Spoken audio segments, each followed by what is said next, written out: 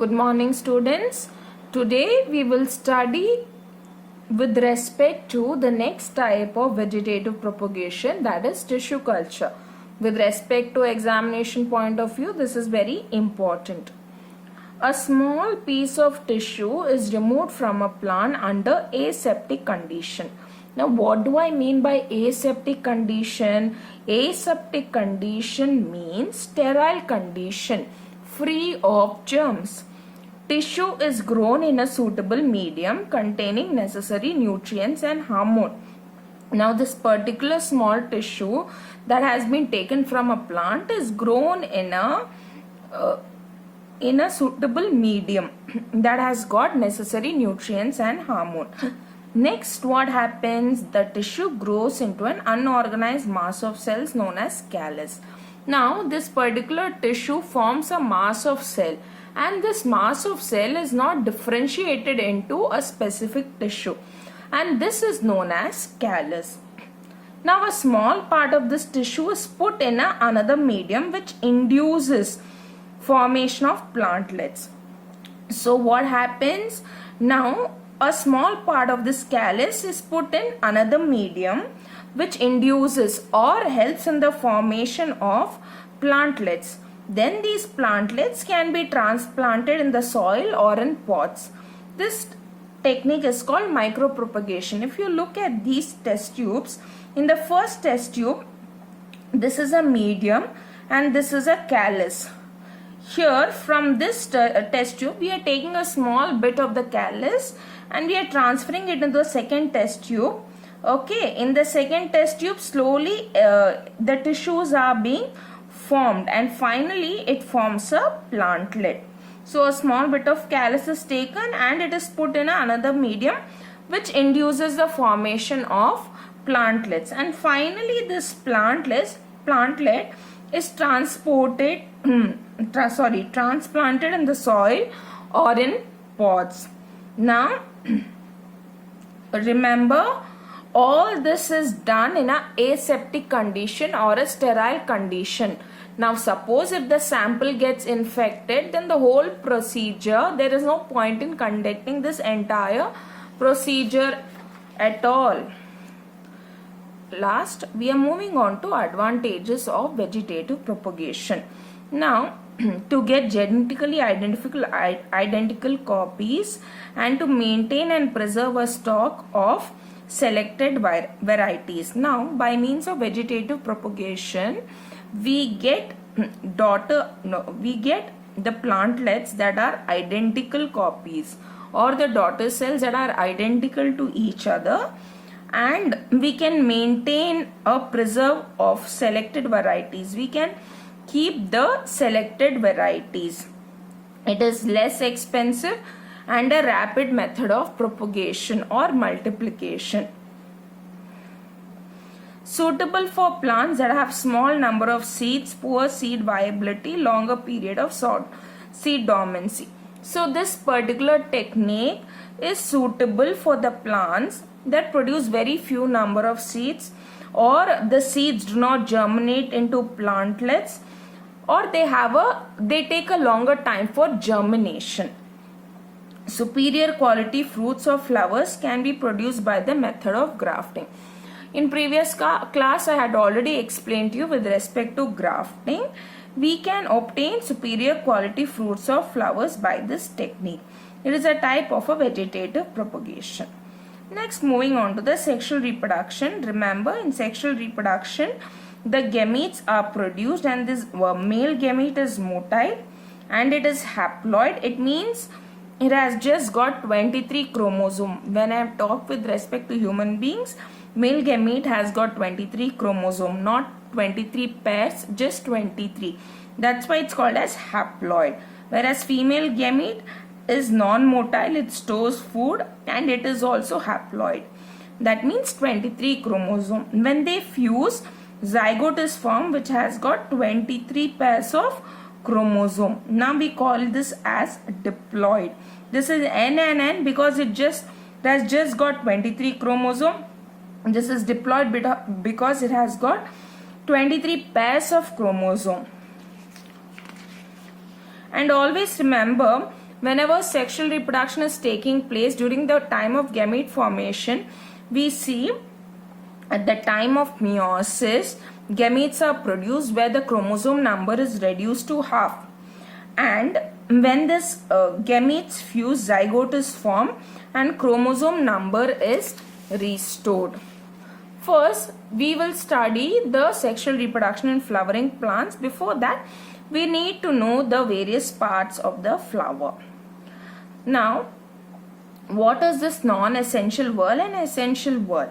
Now, non-essential whorl means here that is a sepal and petal are not directly involved in sexual reproduction. Indirectly, they do help in sexual reproduction.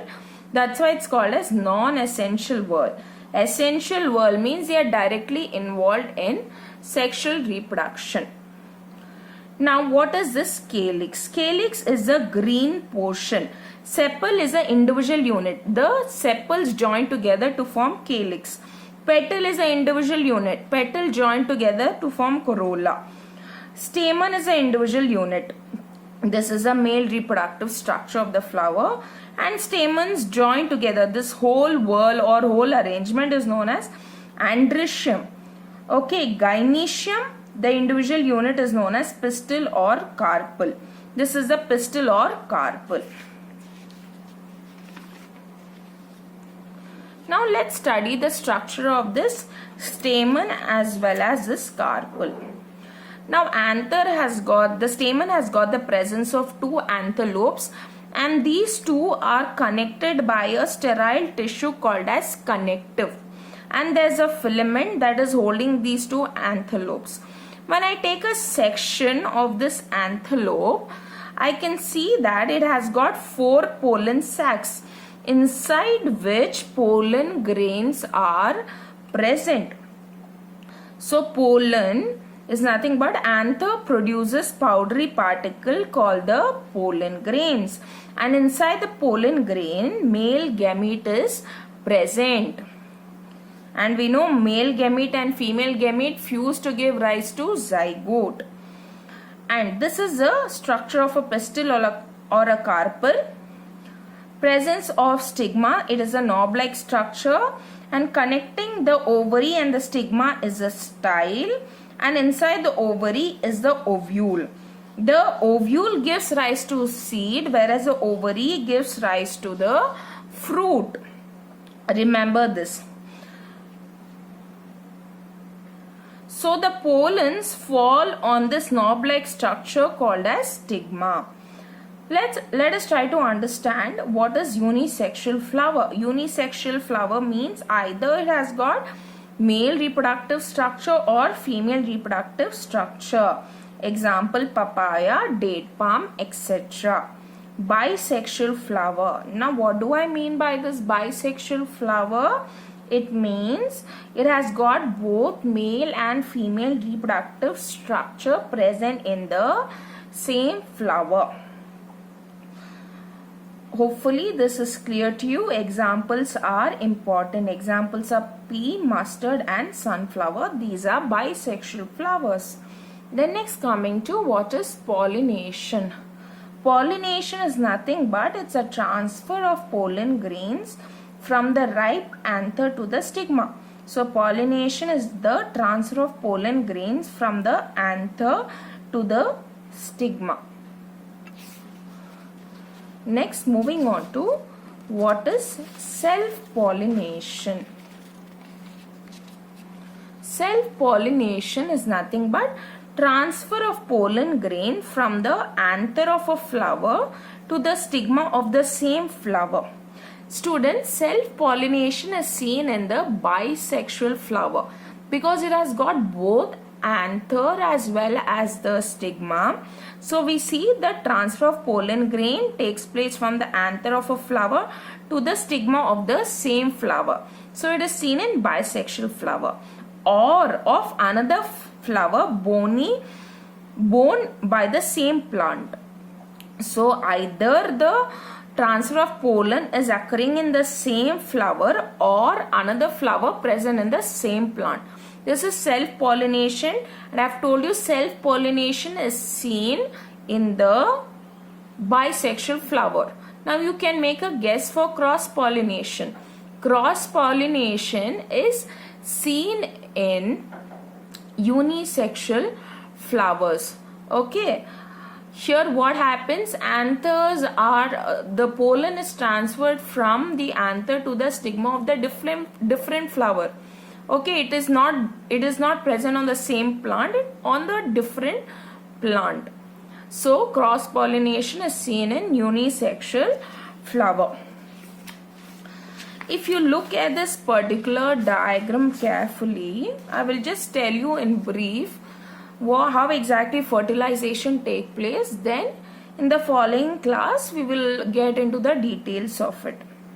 Now what happens is, by various agents, it can be insect, it can be by means of wind or water, the pollen falls on the stigma.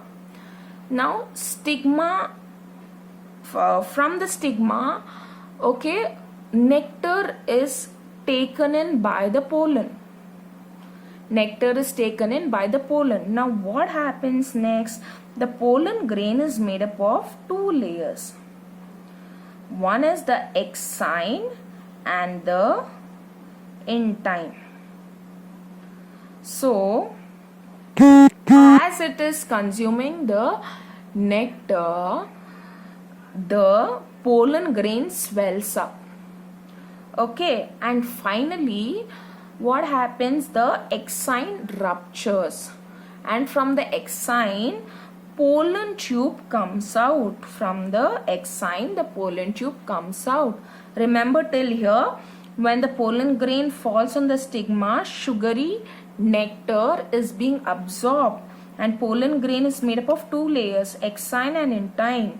So what happens, the exine ruptures and the pollen tube comes out. It is the intine that forms the pollen tube.